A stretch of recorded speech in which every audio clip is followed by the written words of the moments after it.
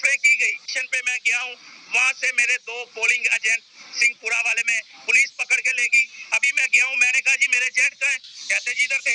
अस्सलाम वालेकुम दोस्तों, IPL ये वीडियो देखे फिर इस पर मैं डिटेल किराएदारी में के बात मुकदमे थे, करूँ। कैसा ऐसा किराएदारी का मुकदमा आ गया तो मुझे नहीं समझ आती। मेरे अंदर इन्होंने वोट चोरी कर लिए हैं, वहाँ पे मेरे बॉक्स चेंज कर दिए हैं और मेरे कैंप उठाए जा रहे हैं, तो ये ज्यादती कर रहे हैं।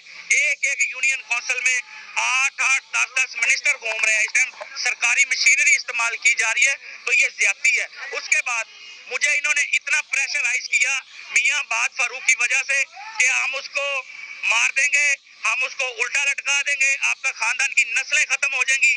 पहले इसके बच्चे सड़ रहे हैं बाद के, कल को आपके आप जेल में चले जाओगे तो आपके बच्चे भी सड़ेंगे और मरेंगे। देखें, हम मुल्क के लिए निकले हैं, हम अपने हक के लिए निकले हैं, सच के लिए निकले हैं, इंशाल्लाह हम निकले रहेंगे। मुझे इन्होंने इलेक्शन विड्रा करने के लिए पूरी नॉन लीग मेरे पीछे लगी रही, मुझे बड़ी बड़ी ऑफरें की गई, मेरे लॉस फैक्ट्रियों के इन्होंने कहा आपके खत्म करते हैं, आप किसी तरह रिजाइन करें, विड्रॉ करें और नॉन लीग को ये सीट निकालने दें।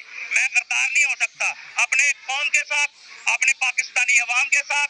मेरा भाई इंशाल्लाह, मुझे नहीं पता कि अभी तक वो जिंदा भी है या नहीं, हसन न्याजी और मियां बाद फारूक हमारी इस टाइम स्क्रीन से आउट है, हमारी कोई मुलाकात नहीं हो रही। 10 दिन हो गए आज, हम अपील कर रहे हैं, रिक्वेस्ट कर रहे हैं तमाम अदारों से कि हमारी मुलाकात करवा दी जाए।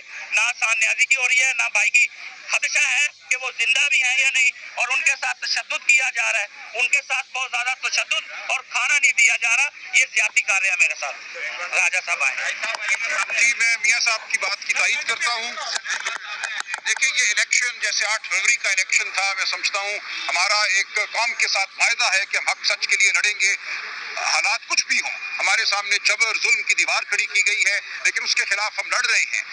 इमरान खान साहब अडयाला जेल में बैठे हैं, एक चट्टान की तरह मौजूद हैं, और पाकिस्तान के अवाम उनके साथ हैं। हम पाकिस्तान के अवाम को ये बताना चाहते हैं कि जमहूरियत के लिए, आइन के लिए, हक के लिए, सच के लिए हम लड़ेंगे।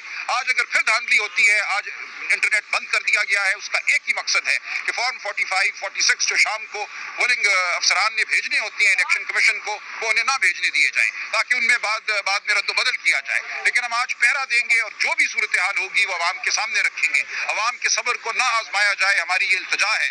लेकिन अगर अवाम के सब्र को आजमाया जाता है, अवाम के साथ फिर धोखा किया जाता है, तो पाकिस्तान के अवाम आखिरी फैसला करेंगे। ये फैसला और कोई नहीं करेगा। हम हक के लिए, जमहूरियत के लिए, आइन के लिए